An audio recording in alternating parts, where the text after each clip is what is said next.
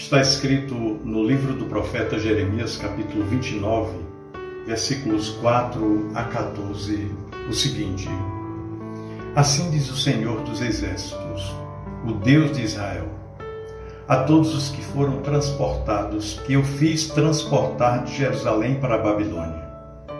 Edificai casas e habitai-as, plantai jardins e comei o seu fruto. Tomai mulheres e gerai filhos e filhas. Tomai mulheres para vossos filhos e dai vossas filhas a maridos, para que tenham filhos e filhas. Multiplicai-vos ali e não vos diminuais.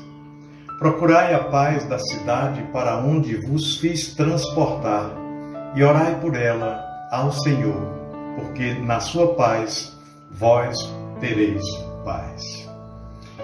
Porque assim diz o Senhor dos Exércitos, o Deus de Israel: Não vos enganem os vossos profetas, que estão no meio de vós, nem os vossos adivinhos, nem deis ouvidos aos vossos sonhos que sonhais, porque eles vos profetizam falsamente em meu nome. Não os enviei, diz o Senhor, porque eles vos profetizam falsamente em meu nome. Eu não os enviei. Porque assim diz o Senhor: certamente que, passados 70 anos, na Babilônia, vos visitarei e cumprirei sobre vós a minha boa palavra, tornando-vos a trazer a este lugar. Porque eu bem sei os pensamentos que penso de vós, diz o Senhor, pensamentos de paz e não de mal, para vos dar o fim que esperais. Então me invocareis e ireis, e orareis a mim, e eu vos ouvirei. E buscar-me-eis e me achareis quando me buscardes de todo o vosso coração. E serei achado de vós, diz o Senhor. E farei voltar os vossos cativos, e congregar-vos-ei de todas as nações e de todos os lugares para onde vos lancei, diz o Senhor, e tornarei a trazer-vos ao lugar de onde vos transportei. Meu irmão, minha irmã, que texto interessante este da palavra de Deus, não é verdade?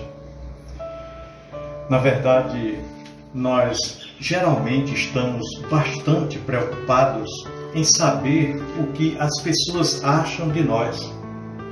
Nós ficamos preocupados em como seremos avaliados, quais os comentários farão, se seremos aceitos, se seremos incluídos por um determinado grupo. Meus queridos e amados irmãos, essa preocupação interfere diretamente nas nossas atitudes, no nosso cotidiano. Nós passamos a pensar no que vestir, no que falarmos, como falarmos, e assim muitas vezes passamos a representar, e assim não somos mais nós mesmos. Muitos estão moldando as suas vidas de acordo com o que as pessoas pensam ou que dizem a seu respeito, tentando influenciar as suas perspectivas, fazendo assim um verdadeiro marketing espiritual. E assim a vida vai sendo tocada. Muitos vendem um produto que não podem entregar e acabam se frustrando. E pior ainda, frustrando as outras pessoas. O que pensam de mim? Que opinião as pessoas têm a meu respeito? Às vezes, as opiniões podem até divergir. Pode ser que nos elogiem quando Deus nos condena, mas pode ser também que nos condenem quando Deus está nos aprovando. A Bíblia fala no livro sobre um casal, no livro de Atos, sobre um casal que queria passar a impressão de piedade, quando viu que alguns irmãos estavam vendendo as suas propriedades e entregando o dinheiro para ser repartido com a igreja, para distribuir com os pobres. Então aquele casal decidiu vender a sua propriedade por um valor X e só entregou a metade do valor. Resultado é que eles foram mortos por tentarem enganar a Deus.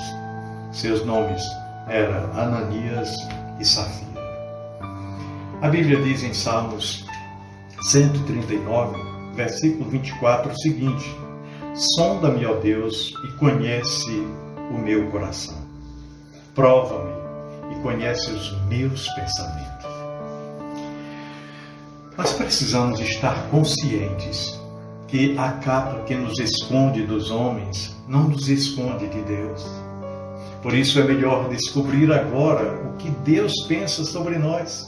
O Deus que sonda os nossos corações e prova os nossos pensamentos. Ele vai profundo no nosso ser. O povo de Israel estava no cativeiro babilônico depois de haver desobedecido ao Senhor, não dando ouvidos à sua voz através do profeta Jeremias, que alertava diariamente para o iminente ataque dos babilônios e para o perigo que aquele povo corria. Foi nesse contexto que esse texto que acabamos de ler foi descrito. De todo o povo de Israel sobraram cativos apenas 4.600 pessoas. E esse texto é parte de uma carta que Deus mandou Jeremias escrever para os sobreviventes do povo de Israel. Uma carta de consolo, uma carta de exortação, mas sobretudo uma carta de amor.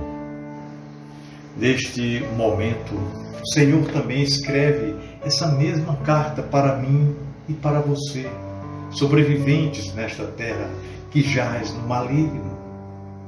O povo estava em terra estranha, muitos haviam se perdido, eram escravos, estavam debaixo do jugo de opressores muito severos. Eles estavam, na verdade, desesperançosos. Esse é o pior e mais trágico sentimento que a pessoa pode ter: perder a esperança. Talvez estivessem pensando como eram desafortunados, miseráveis e vivessem lamentando a própria sorte. Contudo, Deus não vê a nossa vida do plano humano. Ele não enxerga do mesmo ângulo que nós enxergamos.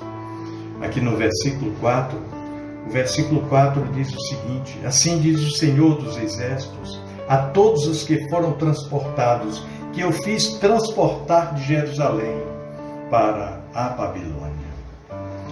Então aqui fica muito claro. Aliás, Deus deixa isso bem claro quando afirma: fiz transportar. Alguém pode estar pensando: mas que Deus cruel é esse? Levou o seu próprio povo para a escravidão na Babilônia?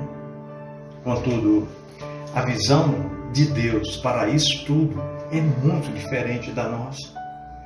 Ele diz: te tirei da morte em Jerusalém para a vida na Babilônia. Te escolhi para a vida, para recomeçar meu povo, para dar continuidade ao meu plano de salvação da humanidade. Daqueles remanescentes saíram Jeconias e Salatiel. Esses foram ascendentes na linhagem de nosso Senhor Jesus Cristo. Por isso não podemos ver a nossa situação como um Deus ausente, pois Ele não é um Deus que se ausenta nos momentos de dor, nos momentos de lamento, nos momentos de frustração. A palavra hebraica traduzida por pensamento significa uma ideia, um plano, um propósito. Nesse sentido, podemos identificar dois aspectos quando as Escrituras se referem ao pensamento de Deus. Primeiramente, é a ideia de quem somos, uma avaliação do que fazemos, uma avaliação de nossas vidas. E plano, propósito, projeto, desígnio, finalidade. E quais eram os pensamentos, propósitos de Deus para o seu povo? Primeiramente, o propósito é que aquele povo vivesse intensamente, mesmo naquele aparente cativeiro. O versículo 5, Deus diz assim: edificai casas e habitai-as, plantai jardins e comei o seu fruto. Ou seja, o Senhor estava mandando o povo trabalhar, produzir, construir, abrigar-se, Ele disse: comam, fortaleçam-se, não desistam, não desanimem, vivam intensamente, porque vou precisar de vocês para dar procedimento aos meus pensamentos e propósitos. A segunda coisa está no versículo 6, que ele manda se multiplicar e crescer. Ele diz: tomai mulheres e gerai filhos e filhas. Tomai mulheres para os vossos filhos e dai vossas filhas a maridos, para que tenham filhos e filhas. Multiplicai-vos ali e não vos diminuais. Olha, para aquelas pessoas, Deus se refere literalmente, mandando aumentar de número. Pois, como nós já vimos, Israel foi reduzido a 4.600 pessoas. Mas para nós, hoje, o plano é no sentido espiritual. O Senhor nos recomenda, nos manda, determina que geremos filhos e filhas, netos e netas, que cresçam, que multipliquem, que ganhem, que preguem, que conquistem, que não diminuam, mas cresçam, né? Ele quer que nós cresçamos. A terceira coisa, o Senhor manda procurar a paz, né? Ele diz no versículo 7, procurai a paz da cidade para onde vos fiz transportar e orai por ela ao Senhor, porque na sua paz vós tereis paz. A paz de Deus, nós temos paz. O povo estava cativo na Babilônia e para ter paz era preciso que houvesse paz onde eles viviam.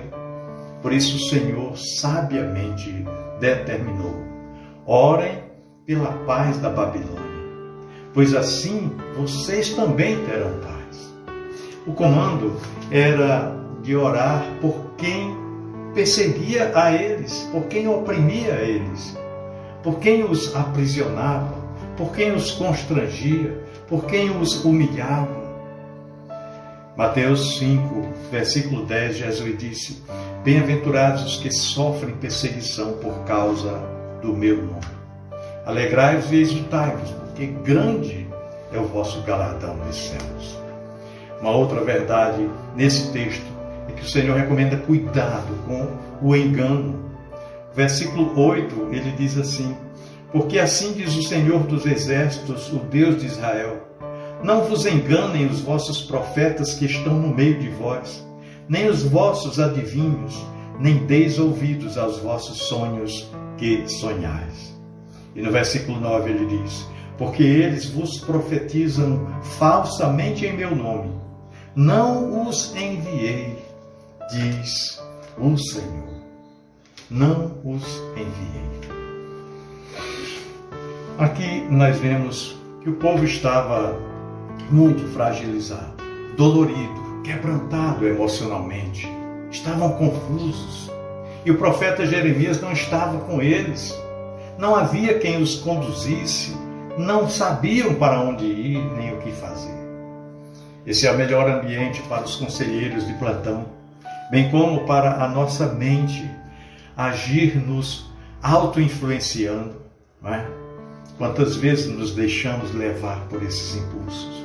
E o alerta era bem claro: busquem a minha face, me busquem, ouçam quem levantei para apacentá-los.